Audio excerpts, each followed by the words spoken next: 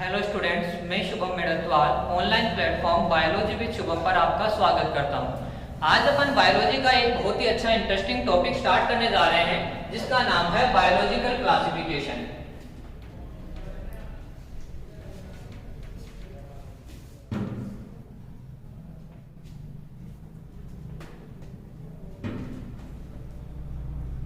Means जैविक वर्गीकरण।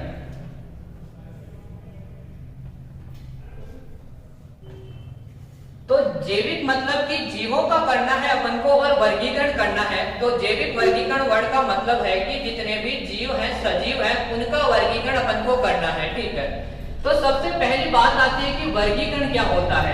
सबसे पहली बात ये आती है कि वर्गीकरण क्या होगा। तो वर्गीकरण का मतलब हो गया है कि अपन को कुछ समूहों में किसी चीज को बांटना है। और बांटना किसको है अपन को? जैविक मतलब है कि बांटना तो है अपन को जीवों को, लेकिन किस आधार पे बांटना है उसकी बात करते हैं। तो अगर बात करूं मैं वर्गीकरण की, एक लाइन में जो डेफिनेशन रहेगी तो वो ये रहेगी, सजीवों को उनकी समानताओं तथा भिन्नताओं के आधार पर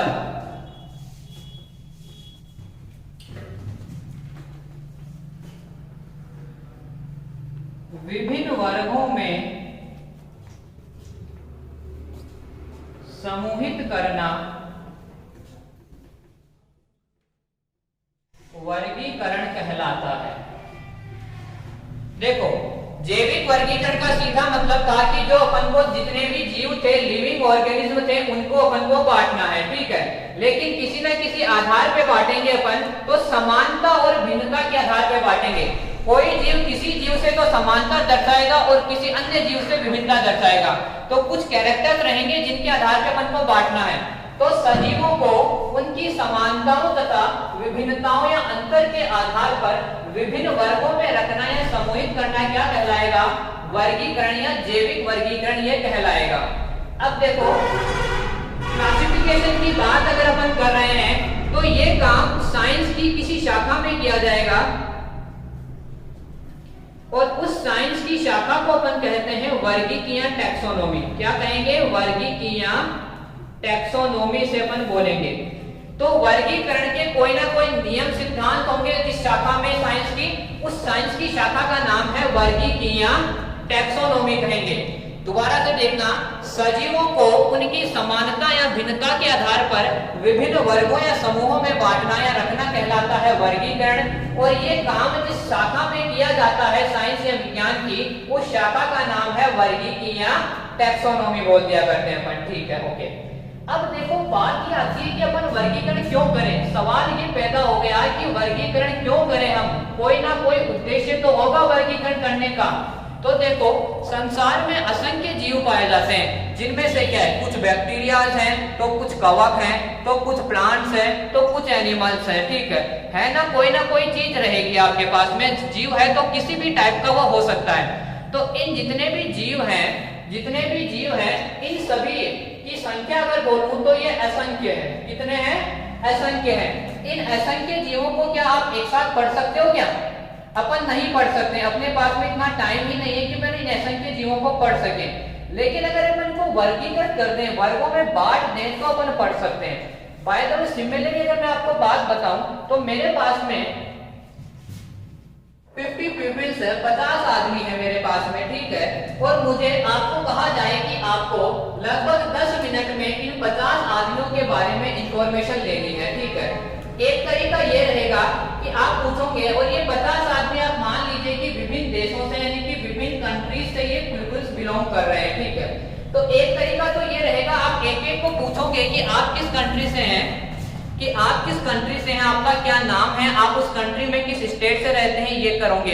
या एक तरीका ये हो सकता है कि इन 50 पीपल से अपन पूछें कि आप में से इंडिया के कितने हैं, आप में से यूएसए के कितने हैं, आप में से ऑस्ट्रेलिया के कितने हैं। जैसे मान लीजिए, सपोज करिए इंडिया से 15 पीपल्स थे, यूएसए के 25 थे, ऑस्ट्रेलिया के 10 पीपल्स थे, और बच्चे भी अगर बात करूं मैं तो आपके रह जाएंगे, मान लीजिए पाकिस्तान के रह गए। ठीक है, ये पीपल्स रह गए, ठीक है। तो आप इस आधार पे इनको क्लासिफाई कर लो। फिर इंडिया में भी आप पूछो कि गुजरात से कितने हैं, राजस्थान से कितने हैं, महाराष्ट्र से कितने हैं। इस आधार पे अगर अपन क्लासिफाई करके इनके बारे में इंफॉर्मेशन ले तो एक तो इंफॉर्मेशन लेना आसान रहेगा और दूसरी चीज उस इंफॉर्मेशन को याद रखना अपने लिए और ज्यादा आसान रहेगा।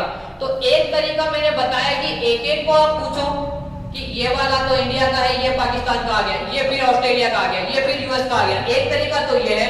दूसरा तरीका ये है आपके पास में इंडिया वालों को एक जगह रख दो, पाकिस्तान वालों को एक जगह रख दो, यूएसए वालों को एक जगह रख दो, ऑस्ट्रेलिया वालों को एक जगह रख दो।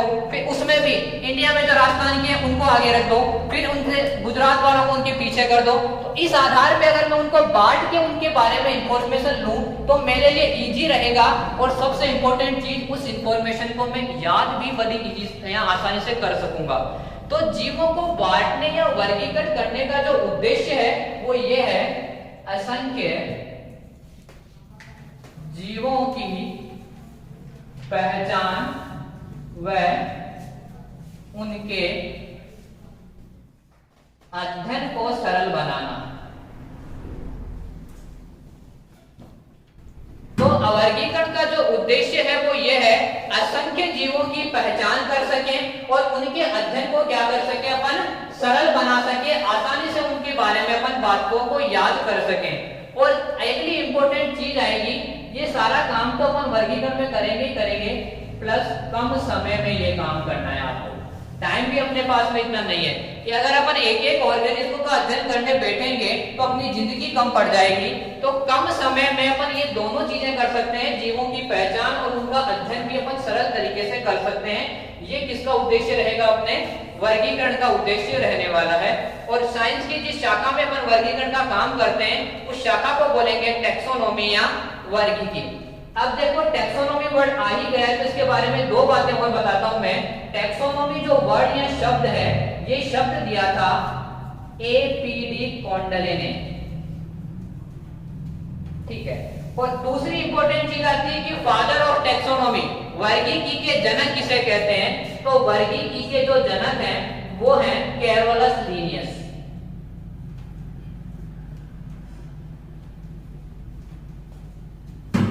तो अभी तक अपन ने देखा कि बायोलॉजिकल क्लासिफिकेशन में अपन को करना है जीवों का वर्गीकरण और ये काम करना है समानताओं या भिन्नताओं के आधार पर, इसे अपन वर्गीकरण बोलेंगे। और ये वर्गीकरण का काम जिस शाखा में किया जाएगा उसे टैक्सोनॉमी बोलेंगे। टैक्सोनॉमी जो शब्द है वो एपीडी कॉन्डले ने दिया था और इसके जो जनक हैं टैक्सोनॉमी के, मींस वर्गीकी के पिता बोल दीजिए, वर्गीकी के जनक बोल दीजिए, वो कौन है, कैरोलस लीनियस है। अब देखिए वर्गीकरण की अगर बात करूं तो अनेक वैज्ञानिकों ने अपने अपने तरीके से जीवों को वर्गीकृत करने का प्रयास किया। उनमें कुछ सफल हुए, कुछ असफल हुए। तो इसमें असफलता हुई तो क्यों हुई, कौन कौन से वैज्ञानिक थे जिन्होंने वर्गीकृत करने का प्रयास किया, अपन इसकी एक एक स्टार्ट करते हैं अपन, ठीक है। तो कई वैज्ञानिकों के बारे में अपन को पढ़ना है। तो अब अपने हेडिंग डालेंगे वर्गीकरण पद्धतियां।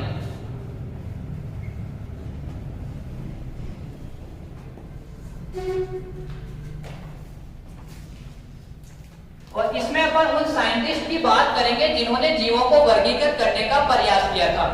तो इस सीरीज में नंबर 1 पे जो आता है उसका नाम है अरस्तु। क्या नाम है, अरस्तु बोलेंगे। इंग्लिश में अरस्तु को एरिस्टोटल बोला जाता है, हिंदी में इसे अरस्तु बोलेंगे। अरस्तु को अपन क्या बोलते हैं, पहली इंपॉर्टेंट चीज है, अरस्तु को बोलते हैं फादर ऑफ बायोलॉजी। दूसरी, फादर ऑफ जूलॉजी। तो बायोलॉजी का जनक है अरस्तु और जूलॉजी का जनक है अरस्तु, लेकिन बॉटनी का नहीं है, ठीक है। जीव विज्ञान का जनक भी अरस्तु है और प्राणी शास्त्र का जनक या जंतु विज्ञान का जनक भी अरस्तु है, लेकिन बॉटनी या पादप विज्ञान का जनक अरस्तु नहीं है, ये याद रखोगे। बायोलॉजी का जनक है और जूलॉजी का जनक है, बॉटनी का नहीं है, ठीक है। बात करें अगर अपन अरस्तु की,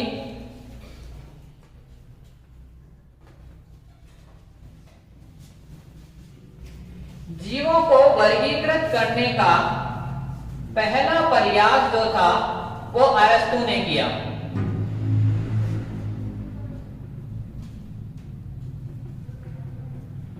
सबसे पहले वैज्ञानिक आधार पे जीवों को वर्गीकृत करने का जो पहला प्रयास किया था, ये सबसे पहला जो काम किया था वर्गीकरण का, वो किसने किया?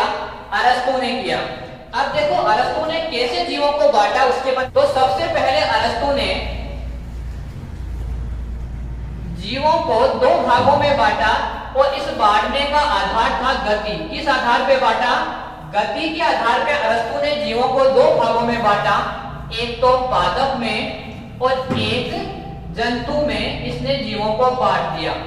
पादपों में उन जीवों को रखा जिनमें गति नहीं होती है, जिनमें गति नहीं होती है उन्हें तो इसने बोलते कि ये पादप है, और ऐसे जीव जो गति करते हैं उन्हें क्या बोल दिया इसने? जंतु बोल दिया। अब देखो पादपों को भी इसने आकारिकी के आधार पर, पादपों को पुनः इसने आकारिकी के आधार पर तीन भागों में बांट दिया।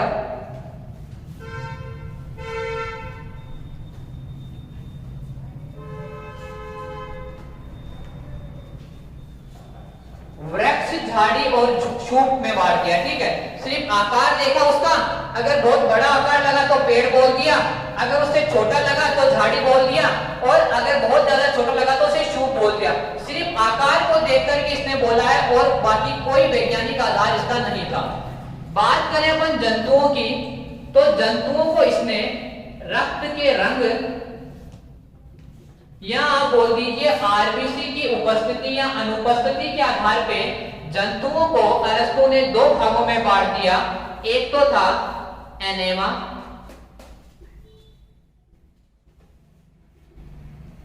और दूसरा था इनेमा।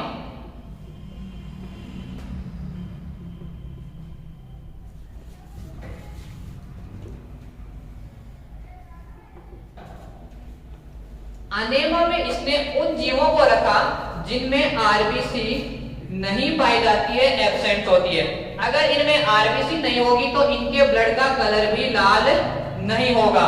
तो ऐसे जीव जिनमें आरबीसी नहीं थी, ब्लड का कलर लाल नहीं था, उन्हें तो एनेमा बोल दिया। अगली चीज थी इनेमा वर्ग। इनेमा में देखो ई आएगा और अनेमा में ए आएगा। देखो ई फॉर इरिथ्रोसाइट होता है, ई फॉर क्या होगा?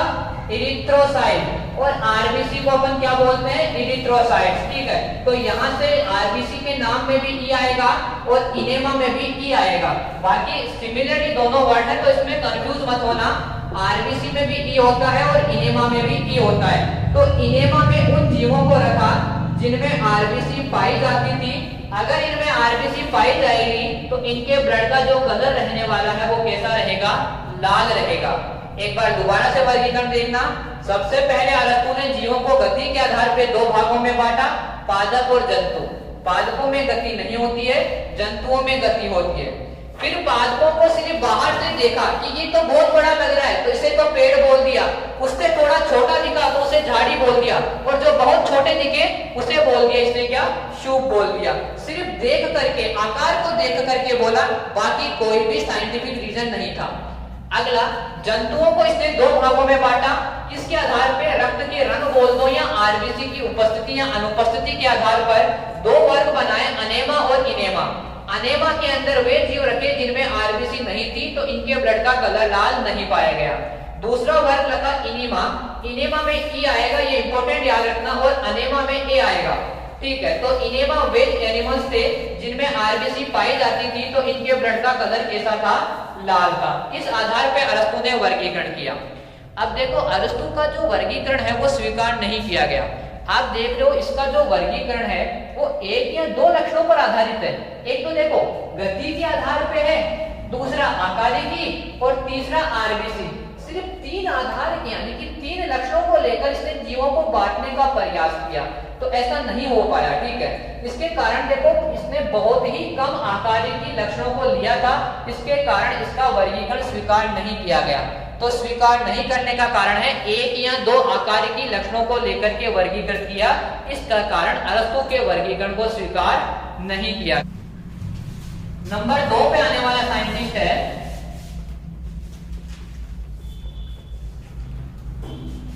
देखो, बात करूंगा मैं थियोफ्रेट्स की, तो इसे बोलते हैं फादर ऑफ बॉटनी। अपन ने पहले फादर ऑफ बायोलॉजी की बात कर ली, फादर ऑफ जूलॉजी की बात कर ली। मैंने बोला था कि बॉटनी का जनक अरस्तु नहीं है, तो बॉटनी का जनक कौन है? थियोफ्रेस्ट रहेगा। तो इसे बोलेंगे अपन फादर ऑफ बॉटनी। वनस्पति शास्त्र का जनक ये कहलाएंगे। देखो इनके बारे में इंपॉर्टेंट बात बताता हूं कि जीवों का पहला वर्गीकरण तो अरस्तु ने किया, लेकिन पादपों का पहला वर्गीकरण थियोफ्रेस्ट ने किया। क्योंकि देखो जब जीव बोला जाएगा तो उसमें सभी आ गए, जंतु भी आ गए, पादप भी आ गए, जीवाणु भी आ गए, कवक भी आ गए। जीव के अंदर तो सभी आएंगे, लेकिन अगर मैं बोलूं सिर्फ पादपों का वर्गीकरण, तो पादपों का पहला वर्गीकरण करने वाला बंदा था थियोफ्रेस्ट। तो थियोफ्रेस्ट ने किया पादप वर्ग का प्रथम वर्गीकरण।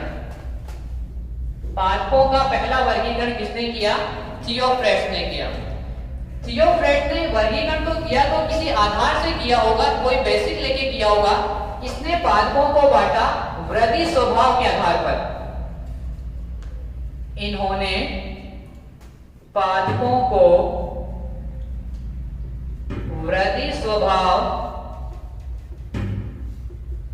के आधार पर 4 वर्गों में बांटा। इन्होंने जो पादप थे उन्हें कि इसमें वृद्धि कितनी हो रही है, इस वृद्धि के स्वभाव के आधार पर पादपों को इन्होंने 4 वर्गों में बांट दिया। वो 4 वर्ग कौन से थे देखना? पादप। कुछ वर्गीकरण इन्होंने अरस्तु के जैसा ही किया है। 4 वर्ग बनाए इन्होंने, वृक्ष,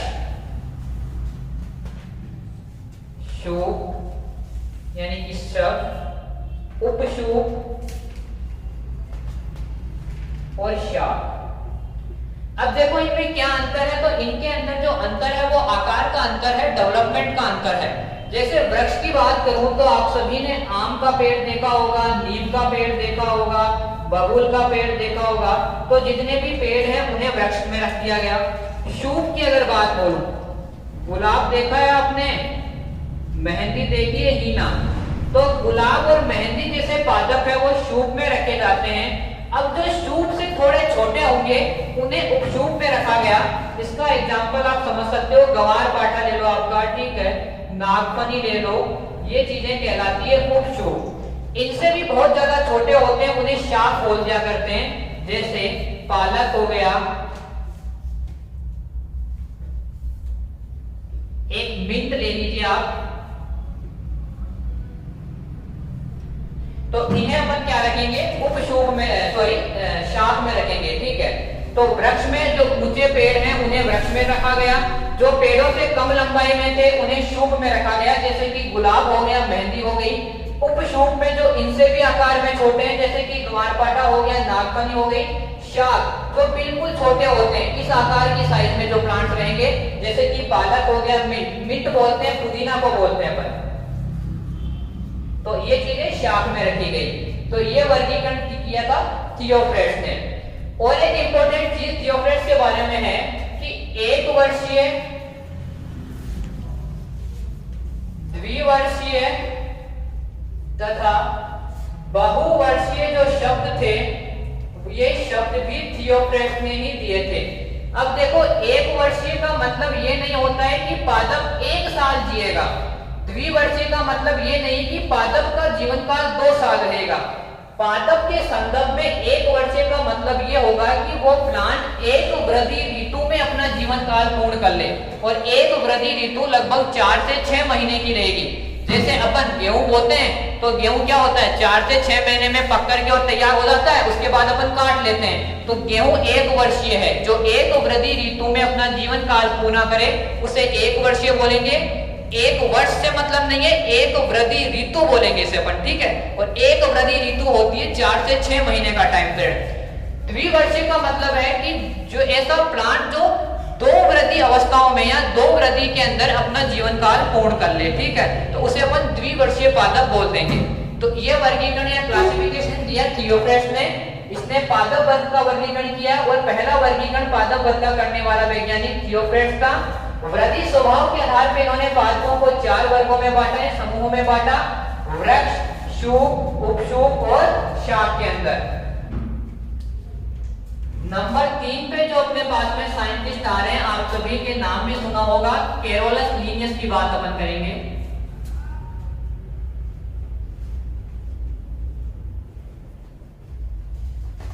कैरोलस लीनियस की बात करते हैं अपन। तो अभी थोड़ी देर पहले अपन ने जब टैक्सोनॉमी की बात की तो मैंने बोला कि इसे फादर ऑफ टैक्सोनॉमी बोलते हैं। तो कैरोलस लीनियस को अपन बोलते हैं फादर ऑफ टैक्सोनॉमी। दूसरी चीज और याद रखना, कैरोलस लीनियस को अपन बोलते हैं फाउंडर ऑफ बाइनोमिकल सिस्टम। द्विनाम पद्धति के जो संस्थापक थे वो भी यही थे।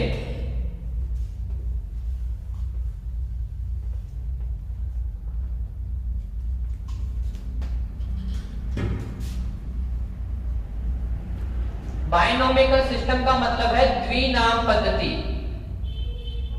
तो द्विनाम पद्धति के जो संस्थापक थे वो भी कौन थे? Carolus Linnaeus. देखो, गैस्पर्ड बोहिन नाम का एक साइंटिस्ट था, उसने द्विनाम पद्धति के बारे में सबसे पहले बताया। तो सबसे पहले जिस बात के बारे में, द्विनाम के बारे में सबसे पहले बताया किसने? देखो, सबसे पहले द्विनाम पद्धति के बारे में जो चर्चा की थी वो गैस्पर्ड बोहिन ने की थी, लेकिन ये सफल नहीं हो पाए। ठीक है, इनका किसी ने बात सुनी नहीं। लेकिन इसी चीज को कैरोलस लीनियस ने बड़े अच्छी तरीके से समझाया कि हर एक जीव का कोई ना कोई साइंटिफिक नाम होना चाहिए और उस नाम में उसके दो शब्द होने चाहिए, एक वंश का और एक जाति को बताए। ठीक है, तो इसे द्विनाम पद्धति बोल देते हैं। तो याद रखना, सबसे पहले चर्चा ने सबसे पहले इस द्विनाम पद्धति के बारे में बताया तो था गैस्पर्ड बोहिन ने, लेकिन इसको प्रचलन में लाया। इसको क्या बोल रहा हूं मैं? द्विनाम पद्धति को प्रचलन में लाया है। इसकी स्थापना जो की थी वो की थी किसने? कैरोलस लीनियस ने। अब देखो, कैरोलस लीनियस का खुद का नाम जो था ना वो क्या था? कार्ल वॉन लीन। ये स्वीडन का है, कार्ल वॉन लीन नाम था इसका, और ये वैज्ञानिक है स्वीडन का। तो देखो, जब ये बोल रहा था कि हर एक जीव का नाम है वो दो शब्दों में होना चाहिए, एक वंश और एक जाति, लेकिन खुद का नाम 3 शब्दों में आ रहा है। ठीक है, तो इसने अपना नाम भी चेंज करके क्या रख लिया? कार्ल वॉन लीन से कैरोलस लीनियस। इसमें 2 वर्ड आ रहे हैं, एक तो कैरोलस और एक लीनियस। तो वास्तविकता में इसका नाम था कार्ल वॉन लीन, स्वीडन का था ये। तो इसने बाइनोमिकल सिस्टम के बारे में स्थापना की थी, इसकी सबसे पहले प्रचलन में लाया। लेकिन वास्तविकता में सबसे पहले बताने वाला जो वैज्ञानिक था वो गैस्पर्ड बोहिन था। इसने सबसे पहले बता दिया था कि हर एक जीव का 2 अक्षरों में नाम होना चाहिए। तो देखिए, कैरोलस लीनियस ने सभी जीवों को 2 वर्गों में बांटा, एक तो पादप वर्ग और एक जंतु वर्ग में इसने बांट दिया।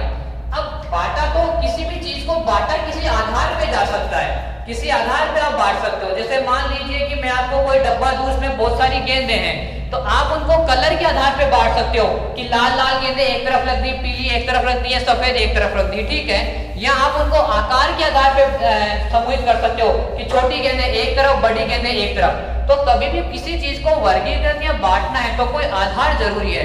तो इन्होंने किस आधार पे बांटा है पादप और जंतु में? देखिए,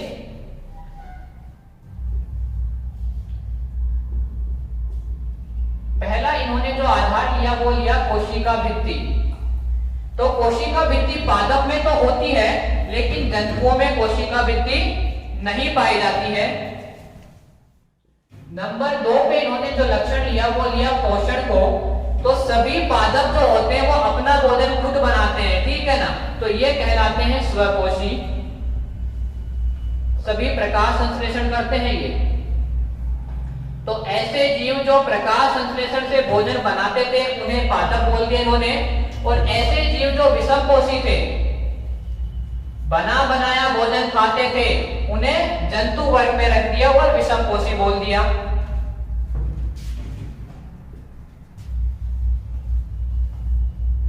तीसरा लक्षण लिया गमन। तो पादपों में गमन जैसी कोई चीज नहीं है, जंतुओं में गमन पाया जाता है।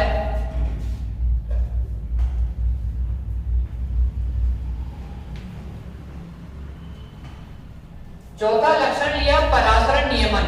परासरण नियमन का मतलब है जल संतुलन, सांद्रता का संतुलन। तो तो देखो अपने अंदर तो किडनी पाई जाती है पराशर नियमन के लिए, ठीक है। किडनी क्या करती है, मूत्र के द्वारा बाहर निकालती है उत्सर्जित पदार्थों को, शरीर की पराशरिता को सही रखती है, मेंटेन रखती है। तो ऐसा कोई भी ऑर्गन पादपों में नहीं होता है। पादप किसी चीज को उत्सर्जित थोड़ी करेंगे कि लवण सांद्रता के रूप में। तो पराशर नियमन जो है वो पादपों में तो अनुपस्थित था और जंतुओं में ये उपस्थित था। पांचवा पॉइंट जो इन्होंने रखा वो रखा बाह्य उद्दीपनों के प्रति अनुक्रिया।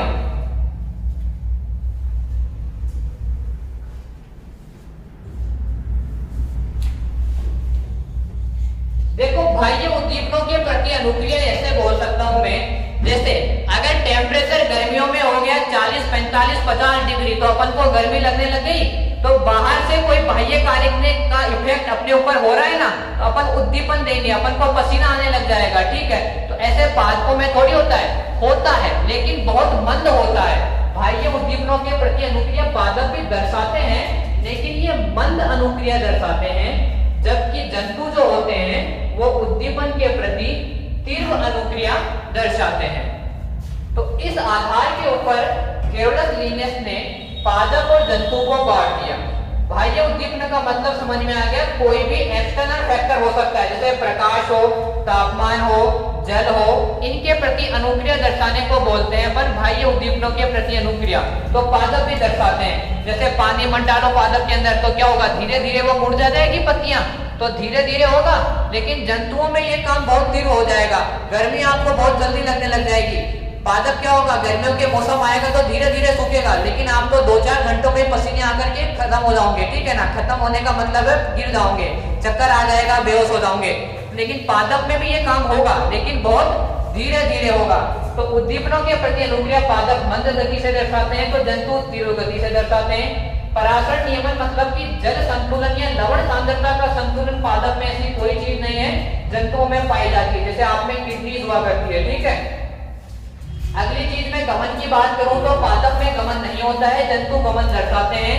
पोषण पादपों में स्वपोषी होते हैं, प्रकाश संश्लेषण करके स्वयं का भोजन स्वयं बनाते हैं। जंतु क्या रहेंगे, विषमपोषी रहेंगे। कोशिका भित्ति सेल वॉल की अगर बात करूं तो पादपों में पाई जाएगी और जंतुओं में नहीं पाई जाएगी। तो ये कुछ बेसिक आधार लेकर के और केरोलस लिनियस ने 2 वर्ग बनाए, पादप और जंतु, और इसने जीवों का वर्गीकरण किया। अब देखो केरोलस लिनियस ने पादपों में किन किन को रखा, जितने भी जीवाणु थे उनको इसने पादप जगत में रख दिया, जितने भी कवक थे उनको इसने पादप जगत में रख दिया, शैवालों को इसने पादप जगत में रख दिया। आप पढ़ते हो ब्रायोफाइटा, टेरिडोफाइटा, जिम्नोस्पर्म्स, एंजियोस्पर्म्स, इन सभी को इसने पादप जगत में रख दिया। ये मैं 5 जगत वर्गीकरण के आधार पे जीवाणु मोनेरा में है, कवक अलग जगत है। लेकिन लीनियस के आधार पे अगर पूछ लिया जाए तो केरोलस लिनियस ने तो जीवाणु कवक को क्या कर दिया था, पादप जगत में रख दिया। अब जंतुओं को जंतु जगत जो बनाए इसने वर्ग, उसमें किसको रखा, तो जंतुओं में इसने रख दिया प्रोटोजोआ को, ठीक है। आपका पोरीफेरा हो गया, सिलेंटेटा हो गया, टेनोफोरा हो गया, Platyhelminthes, Aschelminthes, Annelida, Arthropoda, Mollusca, Echinodermata, Hemichordata, कोडेटा, जितने भी आएंगे उन सभी को किसमें रख दिया, इसने जंतु जगत में रख दिया। तो पोरीफेरा टू कोडेटा सारे एनिमल्स इसने जंतु जगत में रख दिए। अब देखो तो इस प्रकार से केरोलस लिनियस ने जीवों को पादप और जंतु जगत मतलब कि क्या 2 जगतों में बांट दिया क्या। इस वर्गीकरण को पर बोलते हैं द्विजगत वर्गीकरण या 2 जगत वर्गीकरण इसको बोल देते हैं।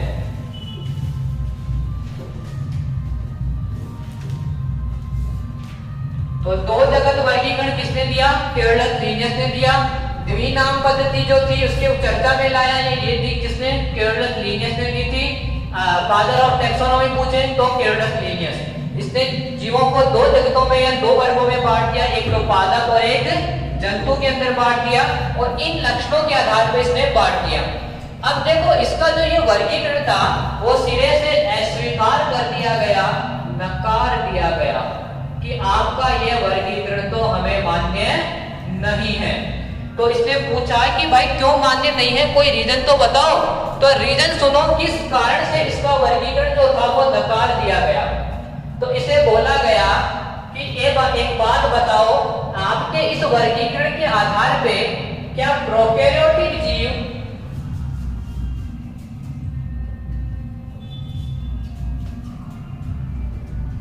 व यूकैरियोटिक जीव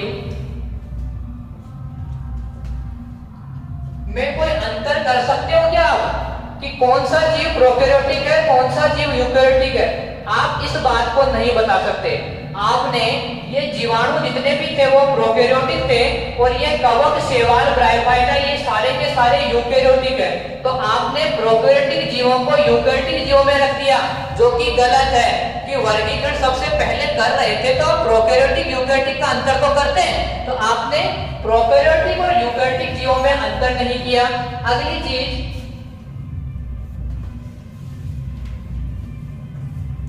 एक कोशिकीय और बहुकोशिकीय जीवों में अंतर भी आपका वर्गीकरण नहीं कर पा रहा है।